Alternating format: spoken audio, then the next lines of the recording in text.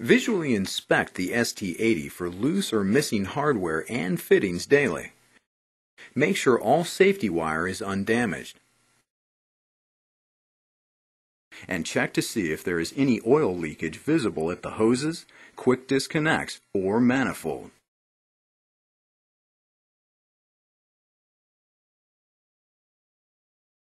Lubrication intervals are outlined in the technical service documentation. Severe conditions such as extreme loads or temperature, corrosive atmosphere, etc. may require more frequent lubrication. Worn bushings, binding parts, rust accumulations, and other abnormal conditions are indications that more frequent lubrication is necessary.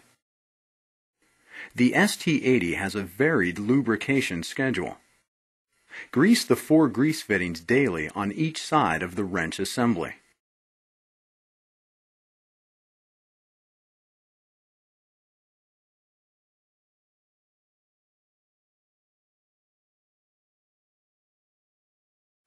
Grease the 2 grease fittings on each side of the pedestal weekly, at the bottom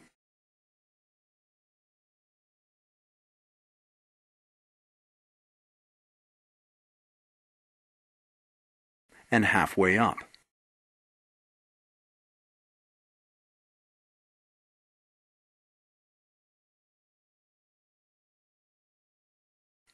Grease the single grease fitting weekly at the base of the socket flange. Check the inline pressure filter daily with the spinner rollers turning. Replace as necessary if the indicator is red. Release all hydraulic oil pressure before disconnecting hydraulic lines. Hydraulic oil under pressure can penetrate skin and cause serious injury. Before opening the hydraulic system, thoroughly clean the work area and maintain system cleanliness by promptly capping all disconnected lines. Dirt is extremely harmful to hydraulic system components and can cause equipment failure and subsequent injury to personnel. Only authorized Varco repair technicians should perform major disassembly and assembly. Refer to the technical service documentation for additional information.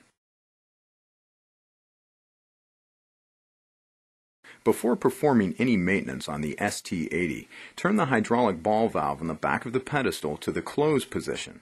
The close position is marked C on the pedestal.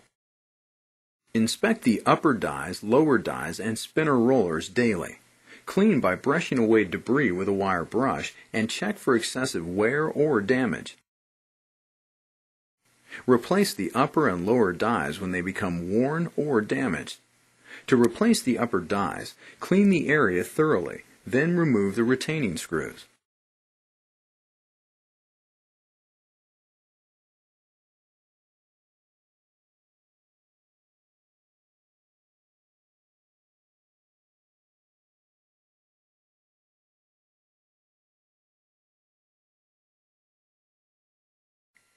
Clean the mating surfaces, then replace the die.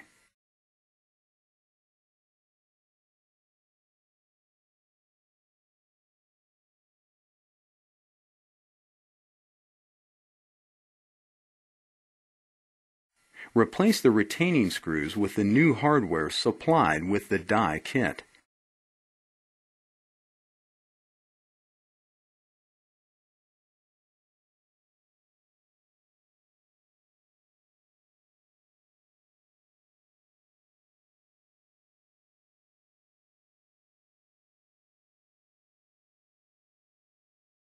And torque them from 85 to 95 foot-pounds.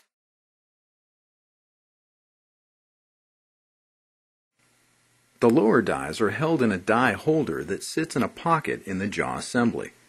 To replace the lower dies, clean the area thoroughly, then remove the 2 retaining screws. The die may suddenly slide and fall out of the die holder as the screws are removed, so use caution when removing the lower dies. The die holder may not easily break free of the jaw assembly. In this case, turn the 2 set screws into the die holder to force the die holder and the die out.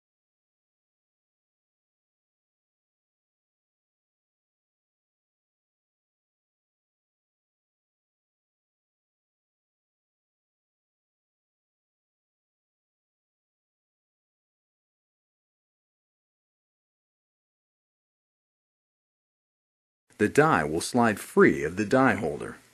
Clean the mating surfaces of the die, the holder, and the mounting pocket in the jaw assembly. Apply anti-seize compound to the pocket in the jaw assembly. Back the set screws partially out of the die holder, then slide the replacement die into the holder and insert it into the jaw assembly. Replace the retaining screws with the new hardware supplied with the die kit, and torque them from 85 to 95 foot-pounds.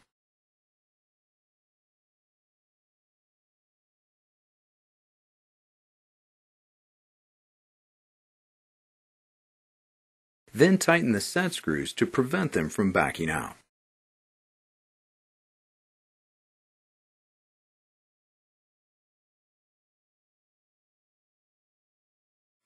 Once the dies have been installed, turn the hydraulic ball valve to open. The tool is now operational, and personnel should be aware of potential motion hazards.